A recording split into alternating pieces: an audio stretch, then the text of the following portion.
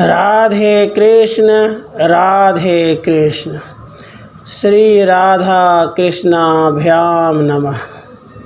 गिरिराज खंड पहला अध्याय। श्री कृष्ण के द्वारा गोवर्धन पूजन का प्रस्ताव और उसकी विधि का वर्णन। राजा बहुलाश्व ने पूछा, हे देवर्षि, जैसे बालक खेल ही खेल में गोबर छत्ते को उखाड़कर हाथ में ले लेता है, उसी प्रकार भगवान ने एक ही हाथ से महान पर्वत गोवर्धन को लीला पूर्वक उठाकर छत्र की भांति धारण कर लिया था। ऐसी बात सुनी जाती है, सो यह प्रसंग कैसे आया? हे मुनिसतम, इन परिपूर्णतम परमात्मा श्री कृष्णचंद्र के उसी दिव्य अद्भुत चरित्र का आप वर्णन कीजिए। श्री नारद जी कहते हैं, राजन, जैसे खेती करने वाले किसान राजा को वार्षिक कर देते हैं, उसी प्रकार समस्त गोप प्रति वर्ष शरद ऋतु में देवराज इंद्र के लिए बलि, पूजा और भोग अर्पित करते थे। एक समय श्रीहरि ने महेंद्र याग के लिए सामग्री का संचय होता देख गोप सभा में नंद जी से प्रश्न किया। उनके इस प्रश्न को अन्य गोप भी सुन रहे थे। श्री भगवान बोले, यह जो इंद्र की पूजा की जाती है, इसका क्या फल है?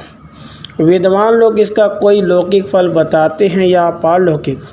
श्री नंद जी ने कहा, श्याम सुंदर, देवराज इंद्र का यह पूजन भोग और मोक्ष प्रदान करने वाला परम उत्तम साधन है।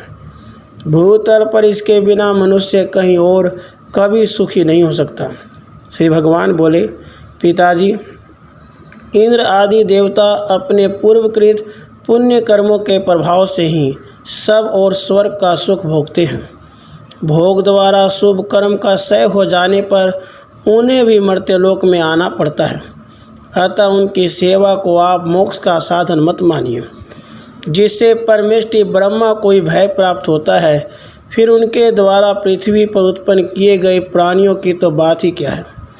उस काल को ही श्रेष्ठ विद्वान सबसे उत्कृष्ट, अनंत तथा सब प्रकार से बलिष्ठ मानते हैं। इसलिए उस काल का ही आश्रय लेकर मनुष्य को सत्कर्मों द्वारा सुरेश्वर यज्ञपति परमात्मा श्रीहरि का भजन करना चाहिए। अपने संपूर्ण सत्कर्मों के फल का मन से परित्याग करके जो श्रीहरि का भजन करता है, वही परम मोक्ष को प्राप्त होता है। दूसरे किसी प्रकार से उसको मोक्ष नहीं मिलता। गौ, ब्राह्मण, साधु, अग्नि, देवता, वेद तथा धर्म, ये भगवान यज्ञेश्वर की विभूतियाँ हैं। इनको आधार बनाकर जो श्री हरि का भजन करते हैं, वे सदा इस लोक और परलोक में सुख पाते हैं।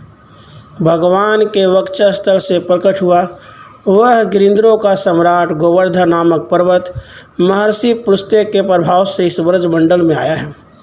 उनके दर्शन से मनुष्य का इस जगत में पुनर्जन्म नहीं होता। गौओं, ब्राह्मणों तथा देवताओं का पूजन करके आज यह उत्तम भेंट सामग्री महान गिरिराज को अर्पित की जाए। यह यज्ञ नहीं, यज्ञों का राजा है। यही मुझे प्रिय है। यदि आप यह काम नहीं करना चाहते तो जाइए, जैसी इच्छा हो वैसा कीजिए।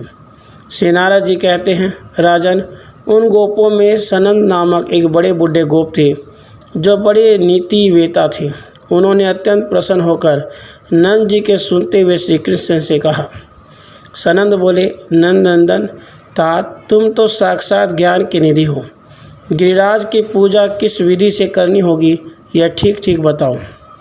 श्री भगवान ने कहा, जहाँ गिरिराज की पूजा करनी हो, वहाँ उनके नीचे की धरती को गोबर से लीप पोत कर वहीं सब सामग्री रखनी चाहिए।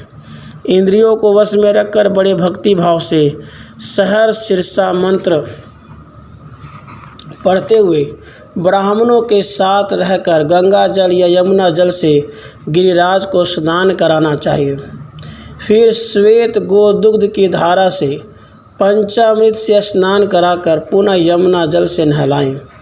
उसके बाद गंध, पुष्प, वस्त्र, आसन, भांति भांति के नैवेद्य, माला, आभूषण, समूह तथा उत्तम दीपमाला समर्पित करके गिरिराज की परिक्रमा करें। इसके बाद साष्टांग प्रणाम करके दोनों हाथ जोड़कर इस प्रकार कहें, जो श्री वृंदावन के अंक में अवस्थित तथा गोलोक के मुकुट है, पूर्ण ब्रह्म परमात्मा के छत्र रूप उन गिरिराज गोवर्धन को हमारा बारंबार नमस्कार है। उसके बाद पुष्पांजलि अर्पित करें। उसके बाद घंटा, झांझ, मृदंग आदि मधुर ध्वनि करने वाले बाजे बजाते हुए गिरिराज की आरती करें। उसके बाद वेदाहमेतम पुरुषम महानतम इत्यादि मंत्र पढ़ते हुए उनके ऊपर लावा की वर्षा करें और श्रद्धापूर्वक गिरिराज के समीप अन्नकूट स्थापित करें। फिर 64 कटोरों को 5 पंक्तियों में रखें और उनमें तुलसी दल मिश्रित गंगा यमुना का जल भर दें। फिर एकाग्रचित्त हो गिरिराज की सेवा में 56 भोग अर्पित करें। उसके बाद अग्नि में होम करके ब्राह्मणों की पूजा करें। गौओं देवताओं पर भी गंध पुष्प चढ़ाएं। अंत में श्रेष्ठ ब्राह्मणों को सुगंधित मिष्ठान भोजन कराकर अन्य लोगों को यहाँ तक कि चंडाल भी छूटने न पाए उत्तम भोजन दे। इसके बाद गोपियों और गोपों के समुदाय गौओं के सामने नृत्य करें, मंगल गीत गाएं और जय जयकार करते हुए गोवर्धन पूजनोत्सव संपन्न करें। जहाँ गोवर्धन नहीं है वहाँ गोवर्धन पूजा की क्या विधि है, यह सुनो। गोबर से गोवर्धन का बहुत ऊंचा आकार बनाएं। फिर उन्हें पुष्प समूहों, लता जालों और सीकों से सुशोभित करके उसे ही गोवर्धन गिरी मानकर सदा भूतल पर मनुष्यों को उसकी पूजा करनी चाहिए। यदि कोई गोवर्धन की शिला ले जाकर पूजन करना चाहे तो जितना बड़ा प्रस्तर ले जाए उतना ही सुवर्ण उस पर्वत पर छोड़ दे।